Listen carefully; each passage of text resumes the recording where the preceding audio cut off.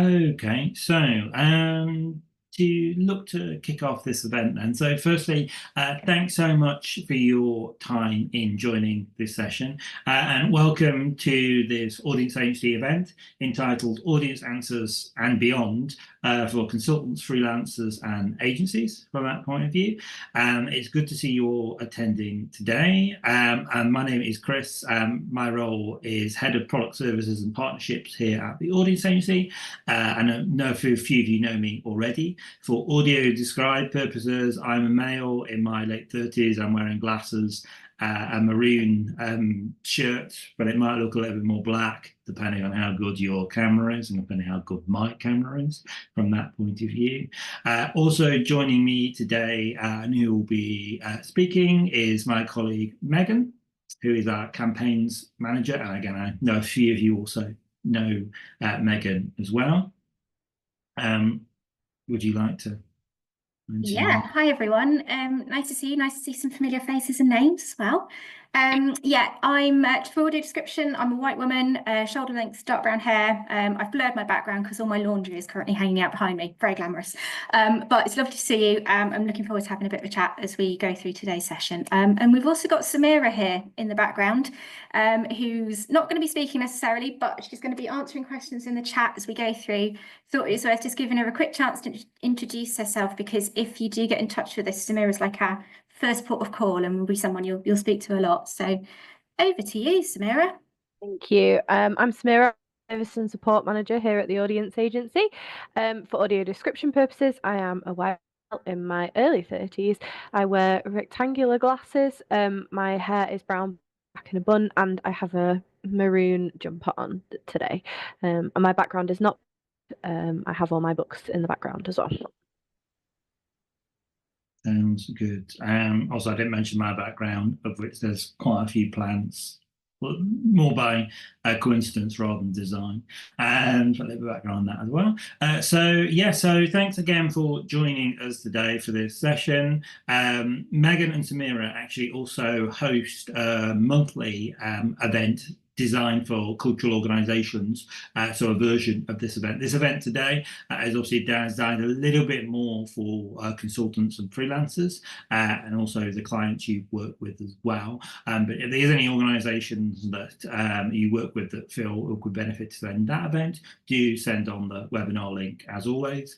Unfortunately, you guys are stuck a little bit with me today, but don't let that put you off, is the nice sort of thing to say. But thanks for joining us. Obviously, for those of you that have just joined in the last couple of minutes, do feel free to use the chat and ask questions throughout. There'll be a time to ask questions towards the end, but do feel free to ask questions at any time. Samira will also be posting some links in the chat as well.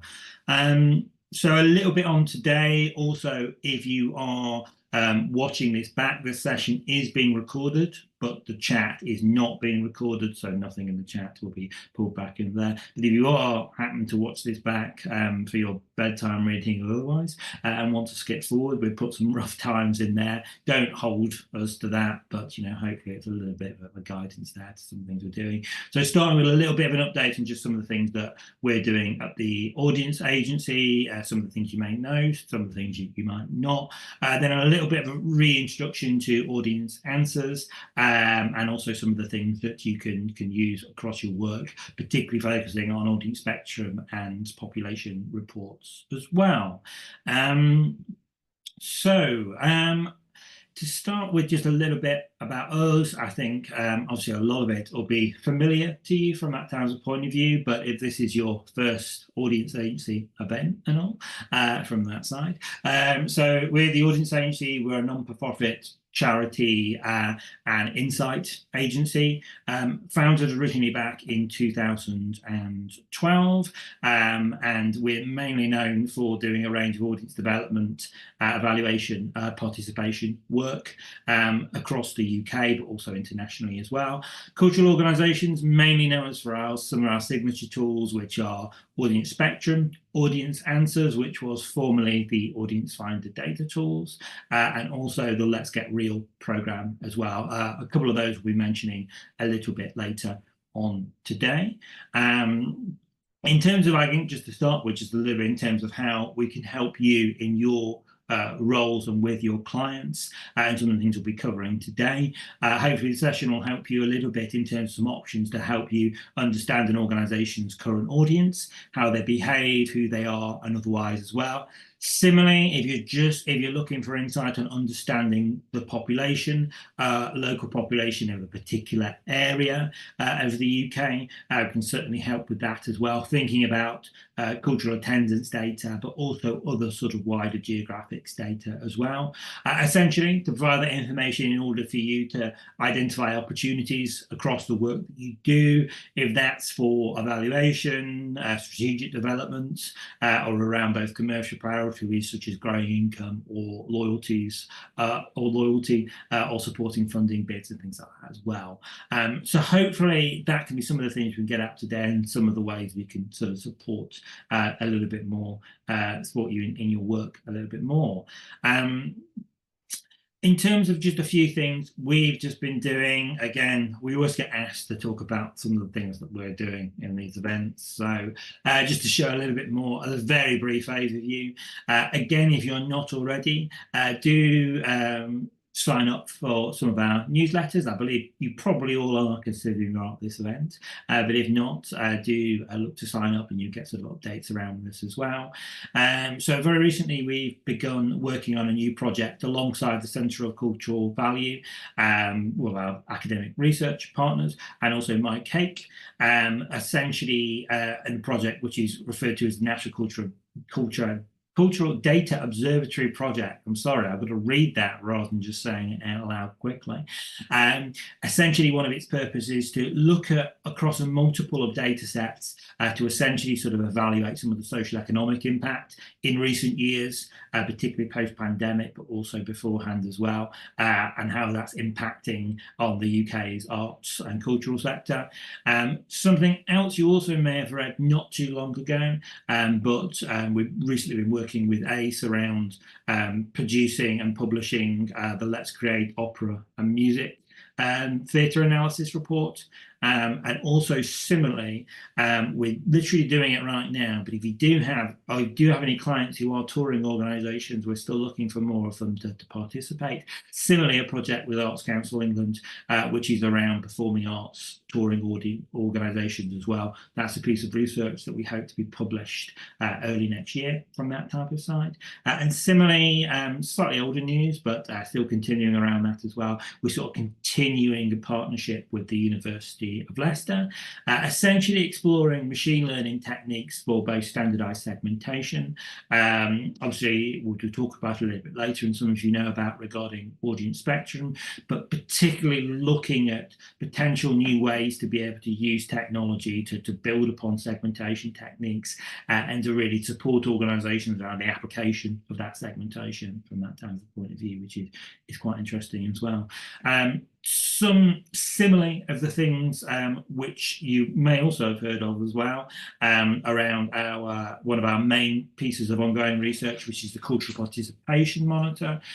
This is a nationwide longitudinal population survey. It originally began during the pandemic in 2020 as part of the Centre of Cultural Values COVID-19 response initiative, and also had some funding for the Arts and Humanities Council as well. This essentially is a surveying the populations around their ongoing attitudes towards arts and culture, and particularly participating in it. We're on we're just about to do edition 11 now from that time as a point of view, and each month, each edition, it includes another particular set theme around that as well, which is led by Oliver Mantell, who's our Director of Evidence and Insight. All of this content is demonstrated, of course, on our website, but also through our monthly tea break events. So if you're looking for more audience agency events without me plugging another event while we're just starting this one, then do keep an eye out for those events as well. Obviously, this is a population study. It covers the whole population. It's designed to sort of course, complement other types of research material which are around there as well, and it's linked back to audience spectrum from that type of side as well. And obviously, just a thanks to some of our partners that have done so far. In the recent couple of years, as we've looked to develop this and looked to sort of ways, we have worked with a number of sector partners, some of them which are on the screen right now. So we thank them for their support. And similarly, there's a tea break event which is covering one of everyone's favorite topic, certainly from a marketing capacity, which is print marketing next week, I believe, from that time point of view.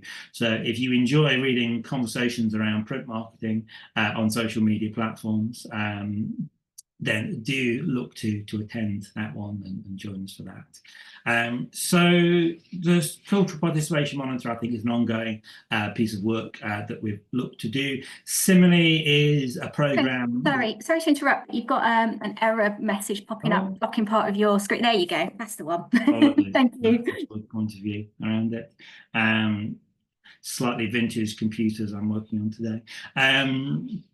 So secondly, something that might be a little bit newer, a little bit less familiar to you, is a training program that we've been running over the last year. It's moved across, and it originally was founded by independent charity and digital organisation Culture 24. They merged with the Audience Agency last year, and it's basically a research and training programme that supports arts organisations to develop their digital skills. It's called Let's Get Real. It's been running since 2011, I believe. I hope I've got that right. But it has been running for quite a long time, and it's been developed around that as well. So one of the programs and products that we're delighted to have sort of join us here at TAA. So Let's Get Real is something that's, again, is open to organisations. The 2014 edition was very focused on value. And similarly, if you are interested in an in-person event, and particularly if you happen to be based around Bristol at all, the Let's Get Real conference is taking place on the 25th of January from that point of view at the M Shed in Bristol from that type of side. So if you're keen to attend a one-day conference looking at some of the work that the participants have done, but also sort of a quite open event as well. We've got some quite interesting speakers from the London Museum, also from ACE, also from Goldsmiths and things like that as well. Then do look to check out that link, because it'd be great to see you as well. Some of the 2024, sorry, I know that error message has appeared again. 2024 cohort. These are some of the organisations that have appeared over the last years to have a little bit of a look at.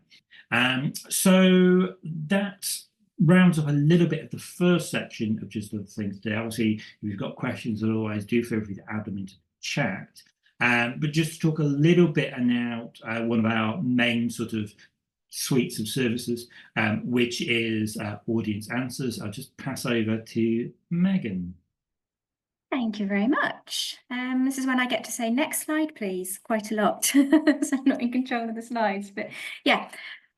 Yes, I'm just going to talk for a few minutes about what Audience Answers actually is, and just highlight some of the services and some of the tools that are integral to Audience Answers. This is all ground that we cover in a little bit more depth in our introductory sessions for individual organisations. So if you do have clients or you want to refer people to those sessions, Chris, we've got your emails up on the screen now and everything. Sorry, this error message. That's all right, that's fine. But if you do want to refer anyone onto those sessions, we run them every month, and we go into a bit more depth, and we talk in sort of quite practical detail about how people can use these tools. So what I'll do here is just give a bit of an overview of what there is available, and then if there's something that sparks your interest, you can come back to us for a chat in more detail. But essentially, Audience Answers is an umbrella term for a set of tools and services. It's not any one single thing, it's a number of things. And they're designed to help a cultural organisation understand its audiences and identify potential new audiences. And also, kind of quite crucially, obviously, learn how best to reach those new audiences, you know, kind of ways to engage, and just give people a little bit more kind of practical, actionable stuff, really. It's designed to be suitable for all organisations. We try and keep a lot of it very affordable. A lot of services are actually free. And it's designed to be applicable for all different types of cultural organisations as well, whether you're ticketed, non-ticketed, heritage, performing arts, touring. You know, there's hopefully something there for all organisations, and we do our best to try and adapt what's there to suit everyone. So again, any feedback is really valuable to us on that score. And it's designed by people who know the cultural sector and who have experience working in cultural organisations. I think that's quite crucial to kind of get across that you know, we've been there, we've been in those seats, and we've all got backgrounds working in cultural organisations or similar in the past. So yeah, if we could move on one slide, please, Chris. Thank you. So just a very quick little history lesson here for those that have been around for a while. This might mean more than others, but Audience Answers grew out of our previous set of data tools, which was called Audience Finder. Also incorporated a platform called ShowStats, which you may or may not have been familiar with in past years.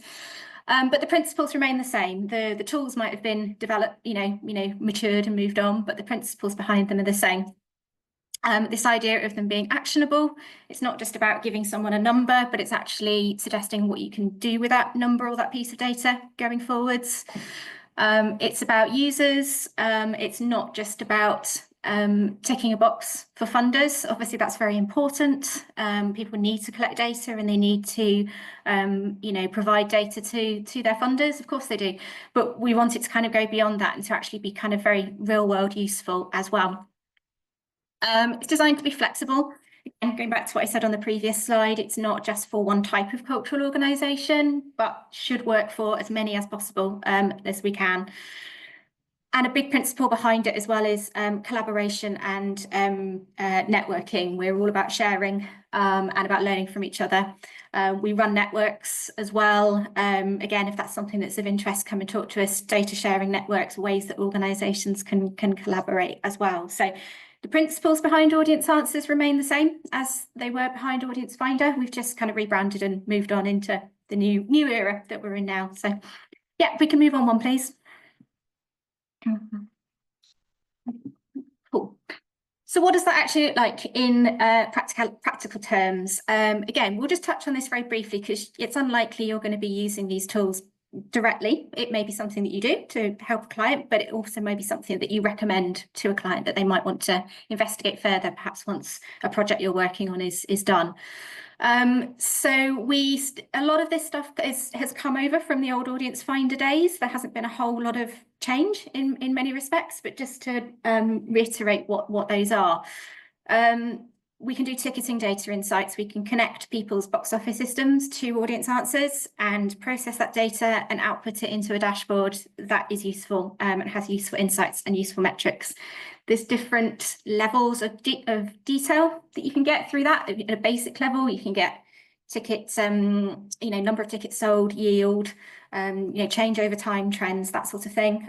You can have more advanced reports that break things down, for example, by local authority area or, kind of quite granular detail that are kind of add-on services that someone can buy into. We still do audience surveys. Obviously, that's long been a thing that we've done. The surveys are still there. They're still very similar to the old format Audience Finder surveys that you may or may not recall. The great thing about those is I'll talk a little bit more about them in detail, but they are designed to be funder compatible as well, so they can be used for that funder reporting. We do population profiles, talk more about those in detail, hopefully show a little bit of an example of one.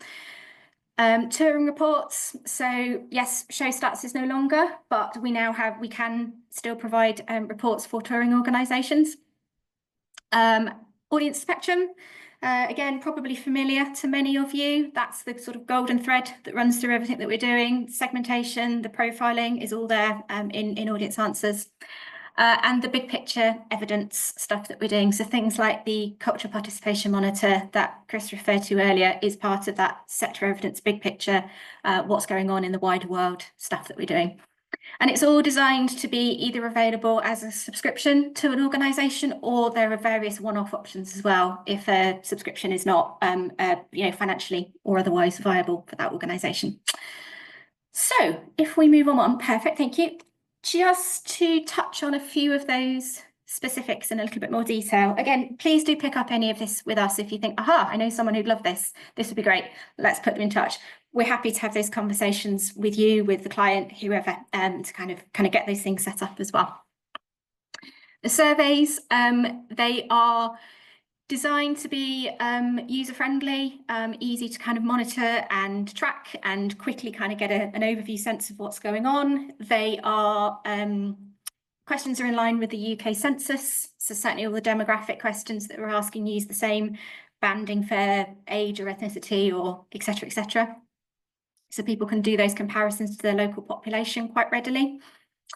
It's a set templated survey with add-on questions. Add-on questions, it's an enormous library of add-on questions, so it pretty much guaranteed to be able to cover anything that someone might be interested in asking about. It's a really, really extensive library of questions. There are formats that are compatible for Arts Council England funded organisations, Creative Scotland funded organisations. And there's a dashboard, a little screenshot of the dashboard on the right-hand side there of what a survey dashboard looks like for people to go in and see those results. So if we move along one, please, Fab.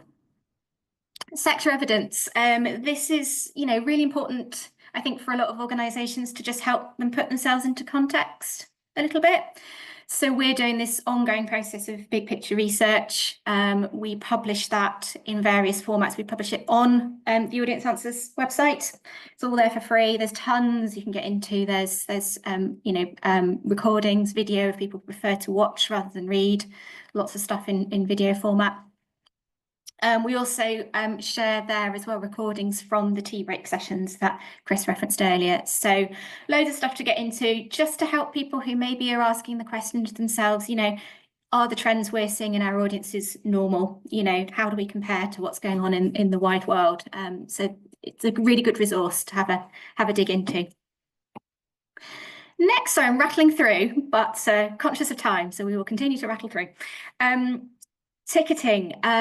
Mentioned this at the top. This is where an organisation connects its dashboard to Audience Answers, and then it has this live feed of ticketing insights coming in constantly. There's a screenshot there of what a dashboard looks like. This is the sort of basic level overview dashboard there. It's compatible with lots of different ticketing systems.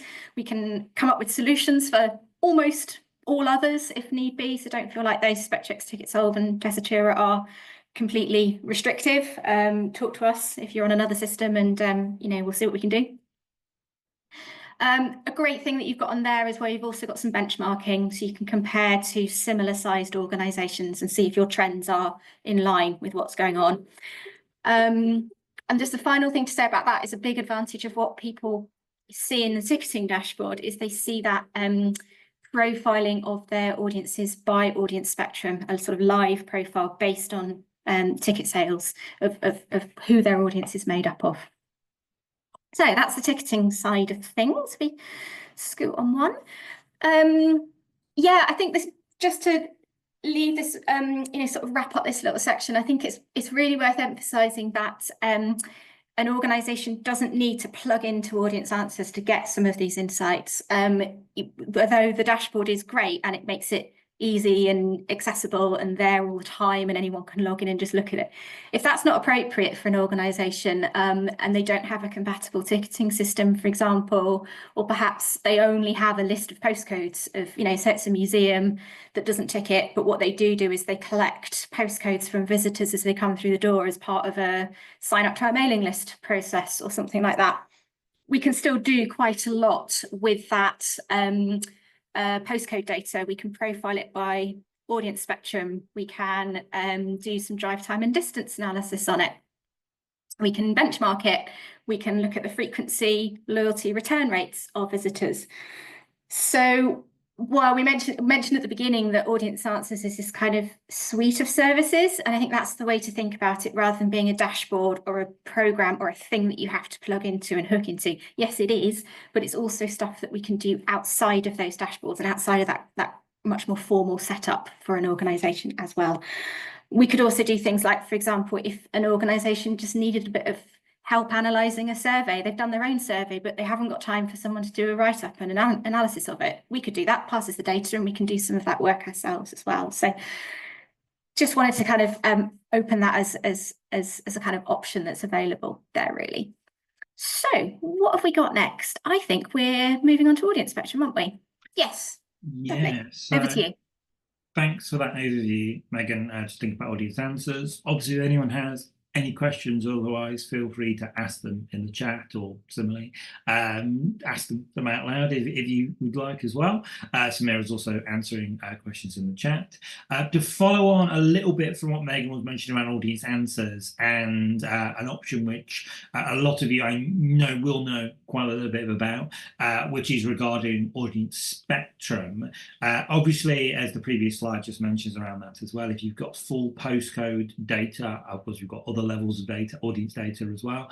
We can look to those reports, but particularly we can look to use audience spectrum to support in areas such as both audience development, evaluation, and also general KPI setting and just understanding audiences as well from that type of side. So audience spectrum, for those of you who don't know it already, it's a geodemographic profiling and segmentation tool. It segments the whole of the UK population by their attitudes towards arts and culture. Its aim is essentially to profile an individual by their attitudes to arts and culture and what they like to see and do. And of course, it can be applied both to audience data, to organizational data, but also the wider population data as well. So you can use it essentially to benchmark both against audiences and compared to the population.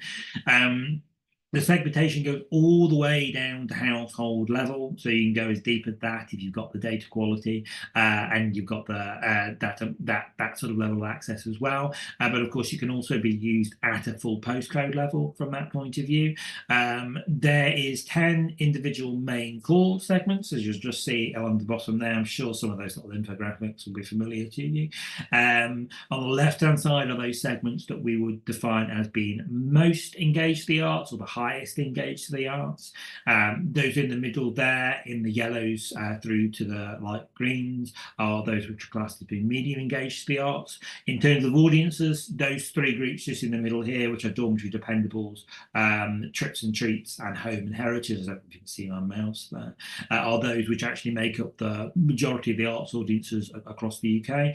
And these on the right-hand side here, which we've classed as being the least engaged to the arts. When we say they're least engaged, we don't mean they're not engaged at all. They are just the least engaged in terms of the amount of time, in terms of both their attendance and their likeliness to attend as well. So what are we segmenting with audience spectrum? Now, I don't do it in these sessions, mainly just because my colleagues tell me it's a little bit too dull and people don't need to know it in terms of the full details around how the segmentation is built. But if anyone does want to know, we can tell you in full detail after the session. But essentially, what are we segmenting? We're essentially segmenting these four different attributes here. So behavior, demographic, geographical position, and also their attitude as well. And the different data sources that we've got look to complete different purposes from that type of point of view around it. In short, the underlying element of the segmentation is both the UK household directory and also the experience data set. That's what allows us to take it all the way down to household level, and essentially both with a number of other data sources, also both our modeled insight, including modeled from the cultural participation model monitor. We're then able to create the segments that sort of sit on top of that as well. The segmentation first began, or was first launched, should I say, in 2014. We did a major update to it back in back at the end of 2022. But we do constant updates, including updating it household directory wise at least once a year. Essentially, what makes it unique, it is sort of the only geolocation segmentation for culture in the UK. Of course, there's many different forms of segmentation that are looking to achieve different things. They all have their benefits and they can all be used strategically. In many cases, they also have weaknesses as well from that type of side. But we really look to help organizations use segmentation, also use it alongside other ways they might be segmenting their audiences as well. So basically to complement and help build the existing tactics and the existing methods that you're using it already from that type of side. As I mentioned, it all goes all the way down to household level if you need to be able to use it at that deeper level. In some of the ticketing services, ticket analysis that Megan mentioned, it is down to household level and really based on real data, and is sort of designed to be as actionable as possible. Obviously, it's a line which most of you, I'm sure, will have heard already, but particularly with segmentation, it is really all about how you use that segmentation in terms of to get the results around it, as much as what it is in terms of how you actually create the segmentation in terms of the research methodologies, the data, of course, that you put in it, and otherwise as well, from that type of side. So the segments themselves from that type of things, apologies that they're slightly off the top of the page, but this is just a little bit of an overview of some of the 10 main segments as well from that type of side. A lot of you will have seen them before from that type of side, and the fun little infographics. Obviously, those of you that are new to the segmentation, as of any segmentation model, we always have fun little infographics around that as well. I personally both love them, but also, you know, load a few of them at the same time from that terms of point of view.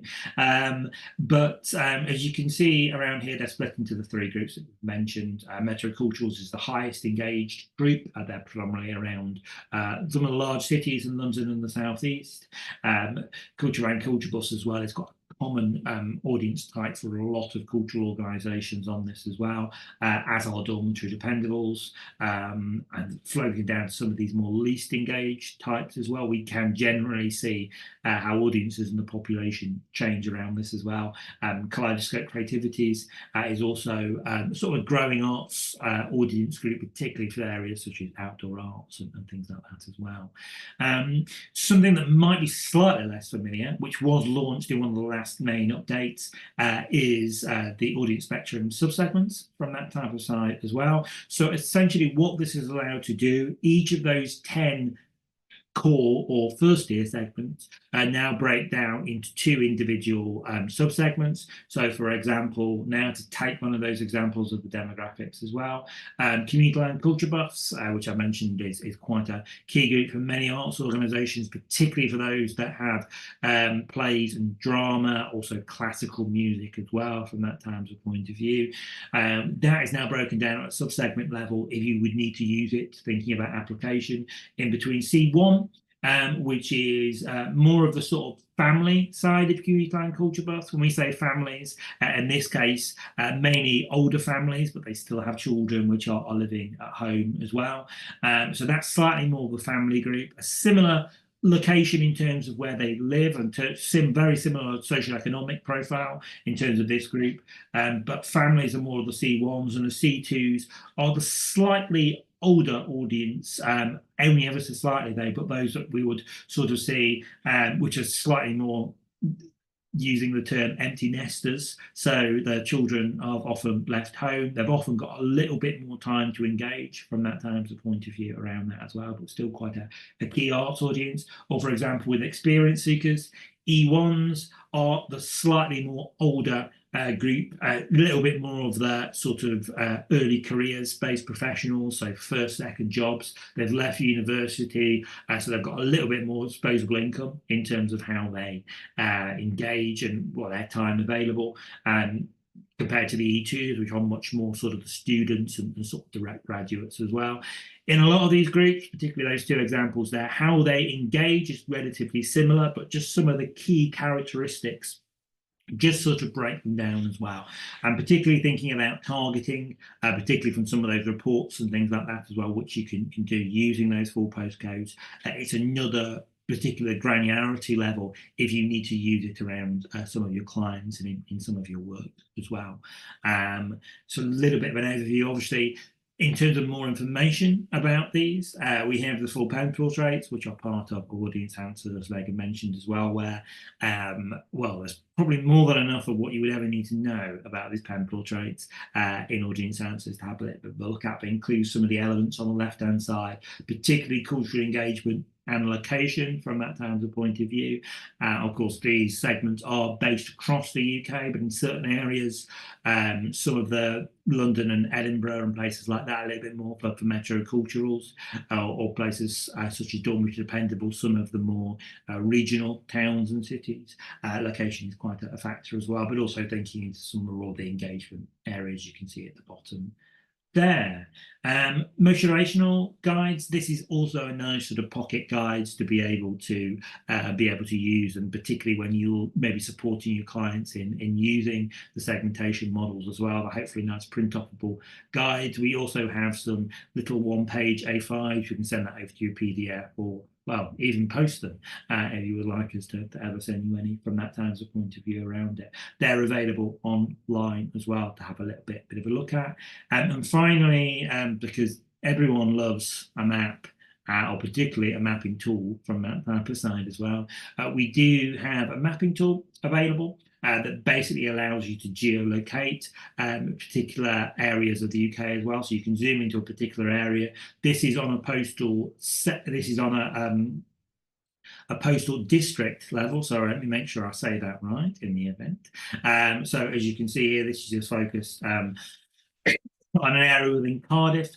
This is CF24 from that point of view, so you can able to look at that, see the overview of the overall segment types, and also see it by first and second tiered segment as well. So hopefully an interactive map that you can explore from that terms of point of view.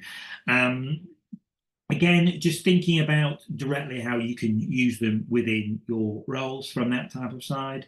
Again, if you've got full postcodes available, we can look to do a range of reports ranging from an Excel file alongside a benchmark. All of our reports do come along with benchmarks, but also particularly if you're looking to do additional add-ons of the service, so if you're looking to add, say, mosaic-based segmentation, distance and drive time, local analysis, local authority analysis, or things like that as well. Or similarly, just profile individual records. I'd be looking to upload them back to a CRM or a ticketing system or things like that as well. That is also available to use and to have a little bit of a look at from that type of point of view. So hopefully that's a little bit of a side of an overview. We do have examples of these reports just to add from that type of side. This is just a good screenshot example, but as you can see here, just in the Excel version, this is similar to how some of the reports would look at. So of course, this is the audience data used on the left-hand side against a benchmark. In this one, this is England, but you can choose a national benchmark of your choice from that type of point of view. So hopefully something that's relatively flexible if you would like it in a report format as well. But certainly we can just tag individual records if that's useful for you as well, really. So that's a little bit thinking about one of the first objectives, as we mentioned earlier, around looking at audience a little bit more in terms of audience profile. The other sort of angle to that as well is looking a little bit more on the population. Now, I know we spoke a little bit about population in that type of area as well to have a little bit of a look at. But if you're particularly looking to look at more granular areas of the population in terms of, well, a wider range of attributes there, as well as just cultural attendance, then hopefully we can support in that sort of factors as well, really. So I want to hand back over to you for this section, Megan. Yeah, thank you.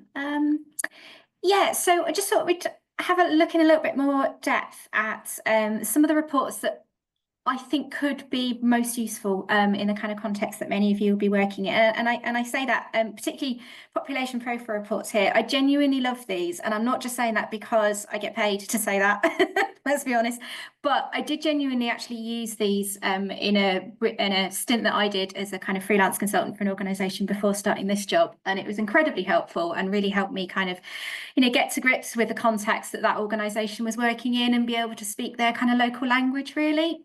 So the population profile reports are really about, as the name suggests, understanding the population that live within a given catchment area. And that catchment area you can define however you like. So you can give us a drive time from a venue if you're working with a venue-based organisation. You could give us some local authority boundaries. You could give us, as large or small an area as you like, really, within reason. And we can profile who lives in that area. And we do this using a whole bunch of different data sources. Main one that we use is the 2021 census. And yes, 2021 was, nearly 4 years ago now, but this is pretty recent in terms of census data. It's the most recent census, and the data was only really released about 18 months ago. So it's quite hot off the press data about population. And it also brings in other data sources as well, things like audience spectrum, but we'll show you that in a second.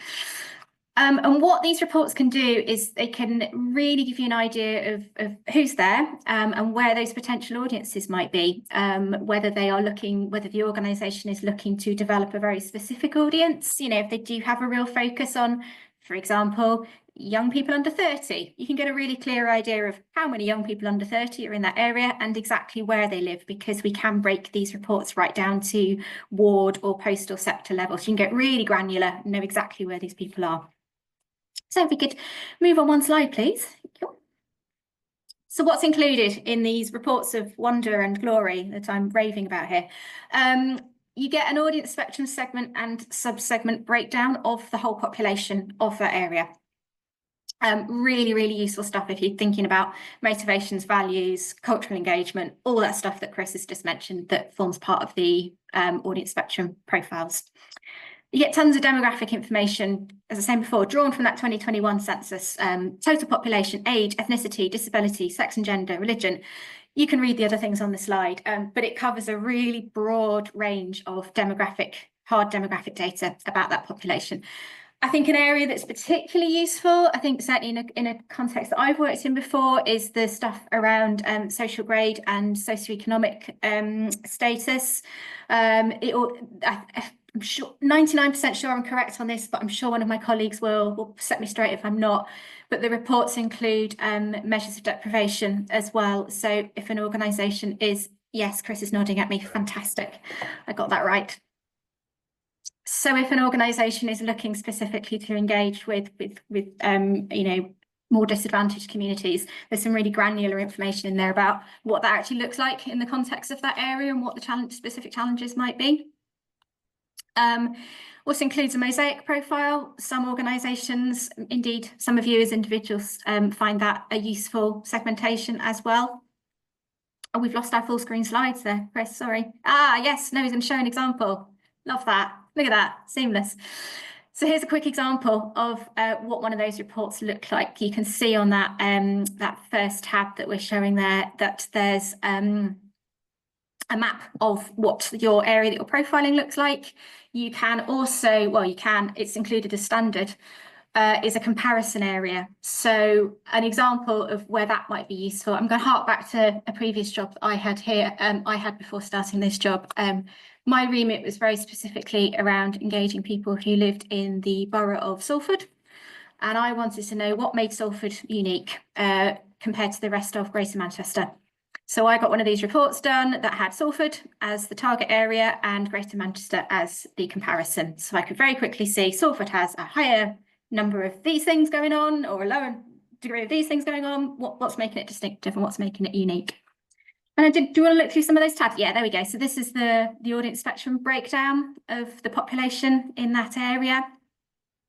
We've got some, I think Samira's already posted the links to these example reports as well. So you can, there we go. So you've got your demographics there. You've got everything broken down in quite some detail as well. So you should hopefully be able to get lots of good stuff out of that. What have we got there? Household and family structure. There's a really quite a lot one. of detail in this. So I won't browse through all of it, but no. More than enough for your bedtime reading. You might enjoy that. Yeah.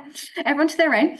Health and well-being, that's another one. Health and disability, long-term sickness is all covered in there as well. So that, if an organisation's thinking about writing an audience development plan, or perhaps you're writing that plan for them, this could provide some really good pointers about not only where the challenges are potentially for them, but where the opportunities might lie as well. You might see population groups here that are really jumping out as a potential target group as well. So yeah, have we got the breakdown? That's the one. This looks terrifying at first glance, a huge table of data, but you get this included with what we call the plus level of these reports. So you pay a little bit more for them, but it really helps you really get into it. Basically, it's a breakdown of every one of those variables in the report by either postal sector or local authority ward. So you can sort columns, basically. That's what it's for. It's for sorting columns.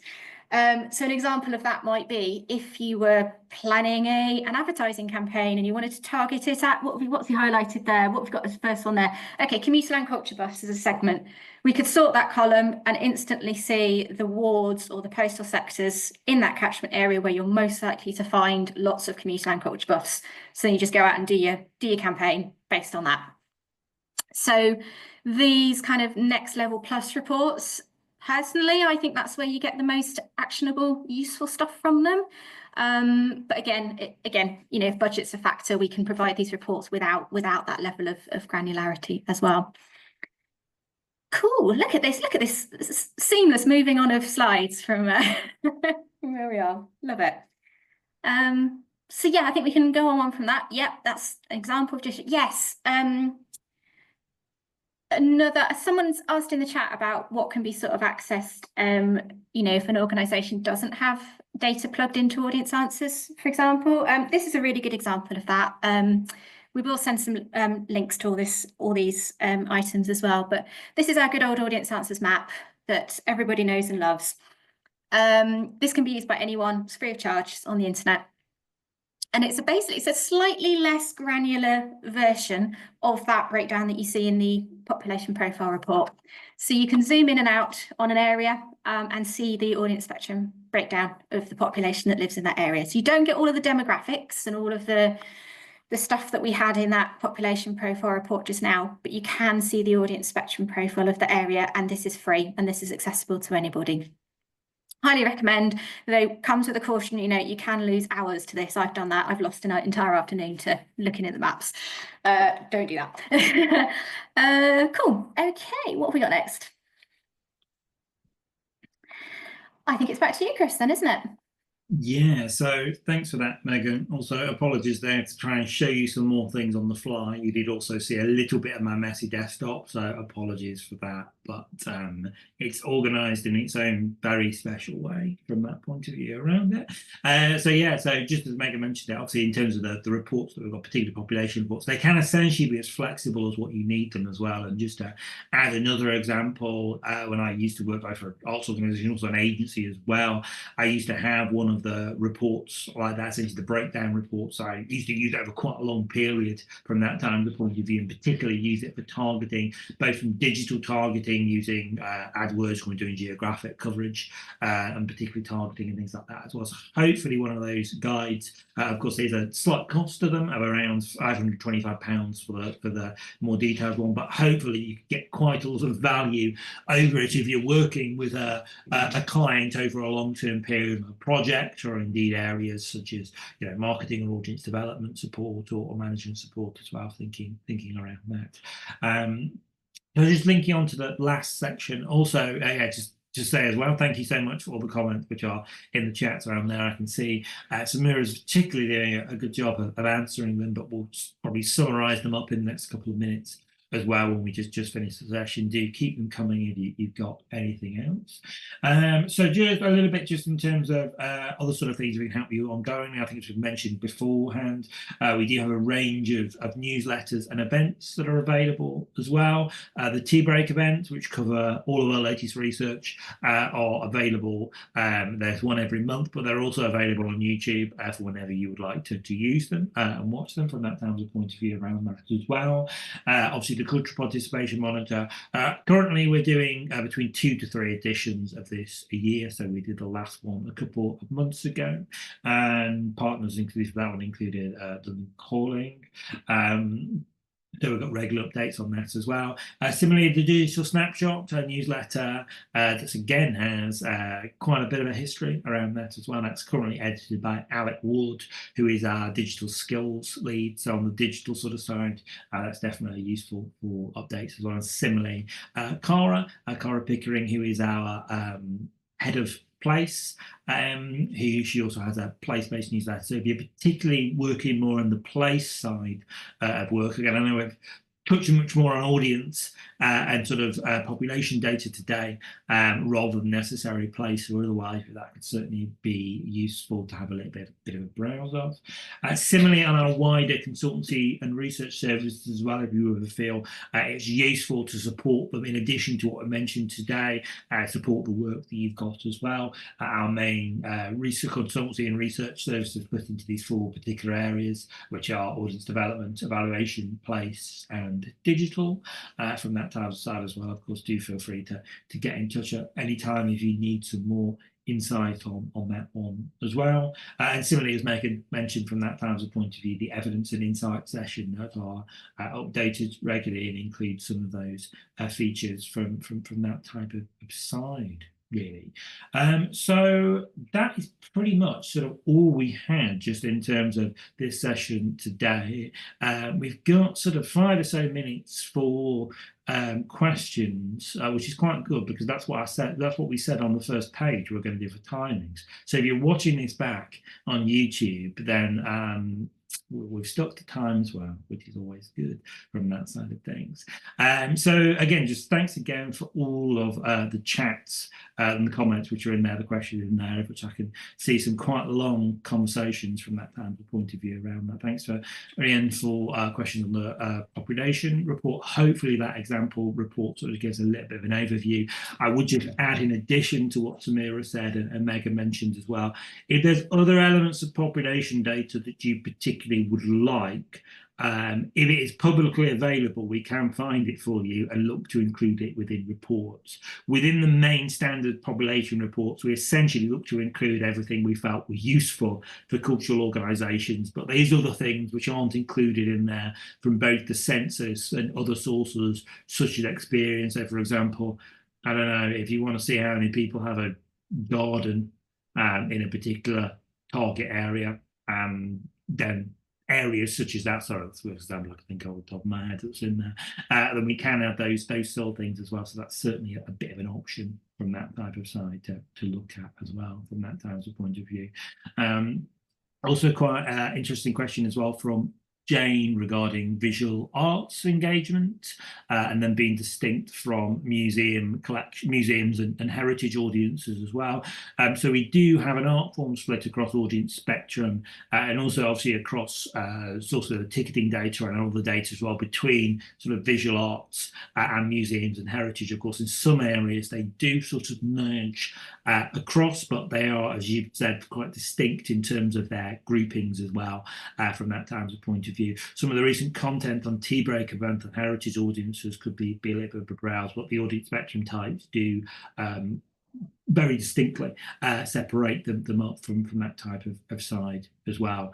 They are quite in terms of museums and heritage, very much UK wide, but regionally as well, dormitory dependables and home and heritage, include culture buffs. Visual arts pull a little bit more towards experience seekers. As a general, very, very general sort of rule of thumb from that type of side as well, really.